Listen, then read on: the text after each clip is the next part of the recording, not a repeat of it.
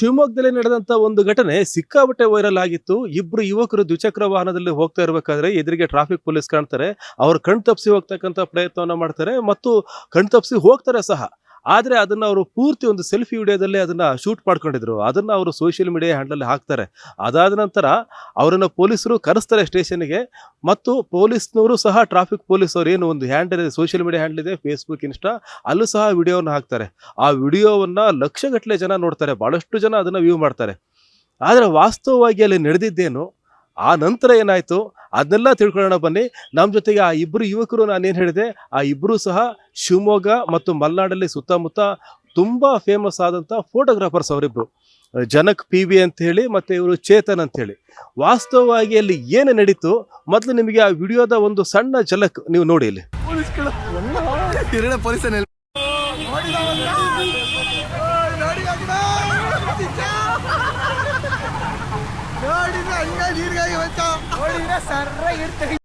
ಈಗ ನೀವು ನೋಡಿದ್ರಲ್ಲ ಈ ವಿಡಿಯೋದಲ್ಲಿ ವಾಸ್ತವವಾಗಿ ಏನಾಯ್ತು ಮತ್ತೆ ವಿಡಿಯೋ ಅಪ್ಲೋಡ್ ಮಾಡಿದ ನಂತರ ಏನಾಯ್ತು. ಜನಕ್ ಅವರೇ, ಆ ಇನ್ಸಿಡೆಂಟ್ ನಡೆದಿದ್ದು ಯಾವಾಗ ಮತ್ತೆ ಏನಾಯ್ತು, ನೀವೇನ್ ಮಾಡಿದ್ರಿ ಅಂತ? ಸರ್ ಆಕ್ಚುಲಿ ಆ ವಿಡಿಯೋ ರೆಕಾರ್ಡ್ ಮಾಡಿದ್ದು 2ನೇ ತಾರೀಕು ಸಂಜೆ 8ಕ್ಕೆ ಹೋಗ್ತಾ ರೆಕಾರ್ಡ್ ಮಾಡಿದ್ದು. ಅಪ್ಲೋಡ್ ಮಾಡಿದ್ದು 3ನೇ ತಾರೀಕು. 4ನೇ ತಾರೀಕು ಹಂಗೆ ಮೋಸ್ಟ್ಲಿ 5ನೇ ತಾರೀಕು ಹಂಗೆ ಪೊಲೀಸರಿಗೆ ಕೈ ಸಿಕ್ಕಾಕೊಂಡಿರೋದು. ಅವರು ಫಸ್ಟ್ ಕರ್ಸಿದೆ ನನ್ನ ಫ್ರೆಂಡ್ನ. ಅವನಿಗೆ ಕಾಂಟ್ಯಾಕ್ಟ್ ಮಾಡಿಸಿ ಅವ್ನ ನಂಬರ್ ಪ್ಲೇಟಿಂದ ನಂಬರ್ ಕಲೆಕ್ಟ್ ಮಾಡಿಕೊಂಡು ಅವನಿಗೆ ಫೋನ್ ಮಾಡಿ ಅವನ ಮುಖಾಂತರ ನನ್ನ ಕರ್ಸ್ಕೊಂಡ್ರು. ಸ್ಟೇಷನ್ಗೆ ಹೋದ್ವಿ. ಸ್ಟೇಷನ್ಗೆ ನಾರ್ಮಲ್ ಆಗೇ ಕರ್ಸಿದ್ರು, ಬನ್ನಿ ಮಾತಾಡ್ಬೇಕು ಅಂತ ಅಂದ್ರು. ಅಲ್ಲಿ ನೀವು ಹೋಗ್ತಾ ಇರ್ಬೇಕಾದ್ರೆ ನೀವು ಪೊಲೀಸರಿಂದ ತಪ್ಪಿಸ್ಕೊಂಡು ಹೋಗ್ತಕ್ಕಂತ ಪ್ರಯತ್ನವನ್ನ ಮಾಡಿದ್ದೆ ಯಾಕೆ? ಸರ್ ಆಕ್ಚುಲಿ ನಾವು ಆಲ್ರೆಡಿ ಸೆಂಟ್ರಿಗೆ ಬಂದ್ಬಿಟ್ಟಿದ್ವಿ. ಆಲ್ರೆಡಿ ಸೆಂಟ್ರಲ್ ಅಂದರೆ ಸೈಡಲ್ಲಿ ಇದ್ವಿ ಫಸ್ಟಿಗೆ. ಇಡೀ ಅಂದರೆ ಬಂದಾಗ ಪೊಲೀಸರು ಅಂತ ಗೊತ್ತಾದ ತಕ್ಷಣ ರಿವರ್ಸ್ ತೊಗೊಳಕ್ಕೆ ಹೋದ್ವಿ, ಆಗಲಿಲ್ಲ. ಜನ ಇದ್ದರು. ಏನು ಮಾಡಿದ್ವಿ, ಹೋಗ್ಬೋಣ, ಹಿಡಿದ್ರು ಪರವಾಗಿಲ್ಲ, ಹಿಡಿದ್ರೆ ಓಕೆ, ಹಿಡ್ದಿಲ್ಲ ಅಂದರೆ ನುಗ್ಸ್ಕೊಂಡು ಹೋಗ್ಬೋಣ ಅಂತ ಬಂದ್ವಿ. ಆ್ಯಕ್ಚುಲಿ ರೆಕಾರ್ಡ್ ಆಗ್ತಾಯಿದ್ವಿ ನಮಗೆ ಗೊತ್ತಿಲ್ಲ. ಅಂದರೆ ನಾನು ರೆಕಾರ್ಡ್ ಹಿಡ್ಕೊಂಡಿದ್ದೆ, ಆದರೆ ನನಗದು ಮೈಂಡಲ್ಲೇ ಇಲ್ಲ. ಪಾಸ್ ಆಗುವಾಗ ಏನಾಯಿತು, ಪಾಸ್ ಆಗ್ಬಿಡ್ಬೋದು ಅಂತ ಪಾಸ್ ಆದ್ವಿ. ಪಾಸ್ ಆಗುವಾಗ ಬಾಯಿ ತಪ್ಪಿ ಖುಷಿಗೆ ಏನೋ ಒಂದು ಪಾಸ್ ಆಗ್ಬಿಟ್ವಲ್ಲ ಅನ್ನೋ ಒಂದು ಖುಷಿಲಿ ನಾನು ಬಾಯಿ ತಪ್ಪು ಆ ಥರ ಮಾತಾಡಿದೆ. ಅದು ಮಾತಾಡಿ ತಪ್ಪು ಓಕೆ, ಆದರೆ ಆ್ಯಕ್ಚುಲಿ ನಾನು ಮಾತಾಡಿದ್ದೇನಕ್ಕಂದರೆ ಅವ್ರು ನೋಡಿದಿದ್ರೆ ನನಗೆ ಆ ಥರ ಮಾಡಿರೋರು ಅನ್ನೋ ಲೆಕ್ಕಾಚಾರದಲ್ಲಿ ನಾನು ಮಾತಾಡೋದೇ ಹೊರತು ನಾನು ಪೊಲೀಸವರಿಗೆ ಹೇಳಿಸ್ಬೇಕು, ತಮಾಷೆ ಮಾಡಬೇಕು ಅಂತ ನಾನು ಮಾಡಿಲ್ಲ. ಆ ಟೈಮಲ್ಲಿ ನಗು ಬಂತು, ಹುಡುಗರು ಕಾಮನಾಗಿ ನಗಾಡೋ ಥರ ನಗಾಡಿದೆ ಅಷ್ಟೇ. ಪಾಸ್ ಆದ್ವಿ. ಆಮೇಲೆ ಸೀದಾ ಆರ್ಡ್ರಿಗೆ ಹೋಗಿ ಬಂದಿದ್ದು ಅಷ್ಟೇ. ಅದಾದ್ಮೇಲೆ ಪೊಲೀಸವ್ರು ಕರೆಸಿದ್ದು. ಏನಾಗಿದೆ ಅಲ್ಲಿ, ಇವರಿಬ್ರು ಸಹ ಅಲ್ಲಿ ಪಾಸ್ ಆಗ್ಬೇಕಾದ್ರೆ ಹೆಲ್ಮೆಟ್ ಹಾಕಿದ್ದಿಲ್ಲ, ಈ ಹೆಲ್ಮೆಟ್ ಹಾಕಿದ್ದಿಲ್ಲ. ಹಾಗಾಗಿ ಪೊಲೀಸರಿಂದ ಸೈಡಿಂದ ಹೋಗೋಣ ಅಂತಕ್ಕಂಥ ಪ್ರಯತ್ನವನ್ನ ಇವರು ಮಾಡಿದ್ದಾರೆ. ಪೊಲೀಸರು ಕರೆಸಿದ್ರಲ್ಲಿ, ಪೊಲೀಸರು ಕರೆಸಿದ ನಂತರ ಏನಾಯ್ತು? ಫಸ್ಟು ನನಗೆ ಕಾಲ್ ಮಾಡಿದ್ರು ಸರ್. ಓಕೆ, ನನಗೆ ನಾರ್ಮಲಾಗಿ ಪೊಲೀಸ್ ಅಂತ ಫೋನ್ ಮಾಡಿದ್ರು. ಸೊ ನಾನು ಅದಕ್ಕೆ ನಾನು ಕಾಲ್ ಎತ್ಕೊಂಡೆ. ಸಡನ್ನಾಗಿ ಯಾರೇ ಅಂದರೂ ಇದಾಗತ್ತೆ ಸರ್, ಗಾಬರಿ ಆಗುತ್ತೆ. ನನಗೆ ಸ್ಟಾರ್ಟಿಂಗ್ ಫುಲ್ಲು ಇದಾಯಿತು, ನರ್ವಸ್ ಆಯಿತು. ಸರ್ ಹೇಳಿ ಸರ್ ಯಾರು ಅಂತ, ಈ ಥರ ಟ್ರಾಫಿಕ್ ರೂಲ್ಸ್ ಮಾಡಿದ್ದೀರಾ, ಹಿಂಗೆ ಸೋಷಿಯಲ್ ಮೀಡಿಯಾದಲ್ಲಿ ಹಾಕಿದ್ರಾ? ಸರ್ ಆಯಿತು ಸರ್, ತಾಳಿ ಒಂದು 10 ನಿಮಿಷ ನಾನು ಫೋನ್ ಮಾಡ್ತೀನಿ ಅಂತ ಹೇಳ್ಬಿಟ್ಟು ಫೋನ್ ಇಟ್ಟೆ. ಸೊ ಮತ್ತೆ ರಿಟರ್ನ್ ಕಾಲ್ ಮಾಡಿದ್ರು. ಮತ್ತೆ ಫೋನ್ ಮಾಡಾದ್ಮೇಲೆ ನಾನು ಫೋನ್ ಎತ್ಕೊಂಡೆ. ಫೋನ್ ಎತ್ಕೊಂಡೆ. ಮತ್ತೆ ಸರ್ ಇಲ್ಲ ಈಗಲೇ ಬರ್ತೀನಿ ಅಂತ ಅಂದೆ. ಮನೇಲಿ ಏನಾದರೂ ಪ್ರಾಬ್ಲಮ್ ಆಗುತ್ತೆ ಹಂಗೆ ಹಿಂಗೆ ನಾನು ಮನೆಗೆ ಯಾರಿಗೂ ಹೇಳಿರಲಿಲ್ಲ. ಸರಿ ಸರ್ ಆಯಿತು ಅಂತ ಕಾಲ್ ಪಿಕ್ ಮಾಡಿದೆ. ಅವ್ರು ಇದ್ಕೊಂಡು ಇಲ್ಲ ಮಾರ್ನಿಂಗ್ ಬಾ ಅಂತ ಅಂದರು. ಸರ್ ಮಾರ್ನಿಂಗ್ ಸಾಹೇಬ್ರು ಬರ್ತಾರೆ, ಮಾರ್ನಿಂಗ್ ಬಾ ಅಂತ ಅಂದರು. ನಾರ್ಮಲಾಗಿ 10 ಗಂಟೆಗೆ ನಾನು ಹೋದೆ. ಫಸ್ಟು ಸಾಹೇಬ್ರು ಬಂದರು.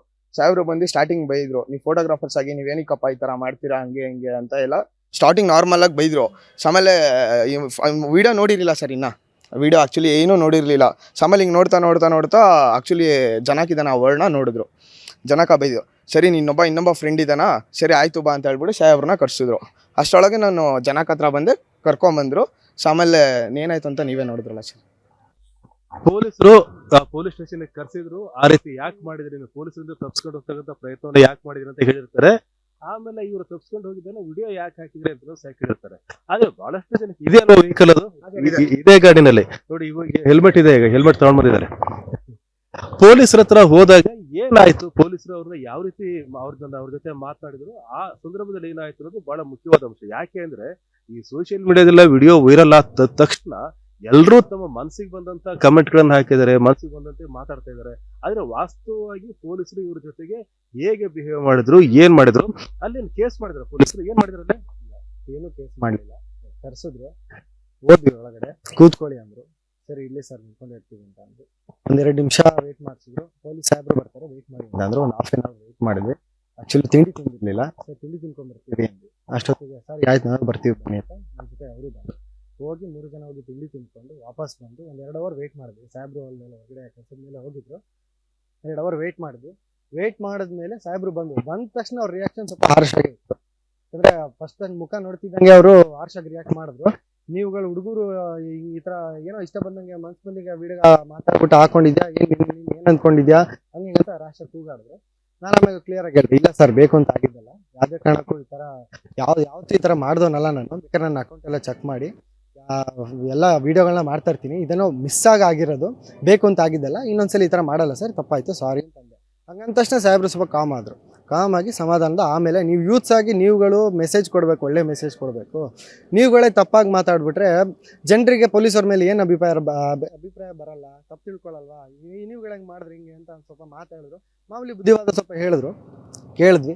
ಆಮೇಲೆ ಸರಿ ಆಯ್ತು, ಅದೇನಿದೆಯೋ ನೋಡಿ ಅಪಾಲಜಿ ವಿಡಿಯೋ ಮಾಡಿಸ್ಕೊಳ್ಳಿ ಅಂತ ಅವ್ರಿಗೆ ಹೇಳಿದ್ರು. ಅಪಾಲಜಿ ವಿಡಿಯೋ ಕೊಟ್ವಿ. ಹೆಲ್ಮೆಟ್ ಇಲ್ಲ ಅಂತ ಅಂದ್ಬಿಟ್ಟು ಮತ್ತು ಡ್ರೈವಿಂಗ್ ನೆಗ್ಲಿಜೆನ್ಸಿ ಅಂತ ಅಂದ್ಬಿಟ್ಟು ಒಂದು 500,000 ರೂಪಾಯಿ ಫೈನ್ ಕಟ್ಟಿದ್ರು. ಈ ಗಾಡಿದೊಂದು ಹಳೆ ಕೇಸ್ ಇತ್ತು, ಅದು ಸೇರಿಸಿ ಒಂದು 2,500-3,000 ರೂಪಾಯಿ ಫೈನ್ ಕಟ್ಟಿದ್ವಿ. ಫೈನ್ ಕಟ್ಟಿದ ಮೇಲೆ ವಿಡಿಯೋ ಮಾಡಿಸ್ಕೊಂಡ್ರು. ವಿಡಿಯೋ ಎಲ್ಲ ಮಾತಾಡಿದ್ವಿ. ಆದರೆ ವಿಡಿಯೋ ಮಾತಾಡಿದ್ಮೇಲೆ ಅದು ಈ ಥರ ಪೋಟ್ರೆ ಆಗುತ್ತೆ ಅಂತ ಗೊತ್ತಿರಲಿಲ್ಲ. ಈಗ ಅಲ್ಲಿ ಪೊಲೀಸರು ನಿಮ್ ಜೊತೆ ಮಿಸ್ಬಿಹೇವ್ ಮಾಡಿದ್ರ, ಪೊಲೀಸರು ನಿಮಗೆ ಹೊಡೆದ್ರ, ಅಥವಾ ಪೊಲೀಸರು ಏನಾದ್ರು ತುಂಬಾ ಹಾರ್ಷಾಗಿ ಏನಾರು ಮಾಡಿದ್ರ, ಏನ್ ಮಾಡಿದ್ರು ಪೊಲೀಸರು? ಸೀರಿಯಸ್ ಆಗಿ ಆ ಥರ ಏನೂ ಮಾಡಿಲ್ಲ ಸರ್. ನಾರ್ಮಲ್ ಆಗಿ ಕರ್ಕೊಂಡು ಹೋದ್ರು. ಸೊ ಓಕೆನಾ, ಮಾಮೂಲಿ ಮಾತಾಡಿದ್ರು. ಓಕೆನಾ, ನಾರ್ಮಲ್ ಆಗೇ ಮಾತಾಡೋದು ಸರ್. ಆ ಥರ ಹೊಡೆಯೋದು ಆ ಥರ ಏನೂ ಮಾಡ್ಯ ಸರ್. ಮಾಮೂಲಿ ಫ್ರೆಂಡ್ಲಿಯಾಗಿ ಆ ಥರ ಮಾಡಿದ್ರು. ನಾರ್ಮಲ್ ಆಗಿ ನಾನು ಅವನು ಕುತ್ಕೊಂಡಿದ್ವಿ. ಅದೇ ರೀತಿ ಕುತ್ಕೊಳ್ರಿ, ಅಲ್ಲಿ ಯಾಕೆ ಓಡಾಡ್ತೀರಾ, ನಾರ್ಮಲ್ ಆಗೇ ಕುತ್ಕೊಳ್ಳಿ, ನಾರ್ಮಲ್ ಆಗೇ ಮಾತಾಡ್ಸು, ಆ ಥರ ಯಾವ ರೀತಿನೂ ಮಾಡಿಲ್ಲ ಸರ್ ನಮಗೆ.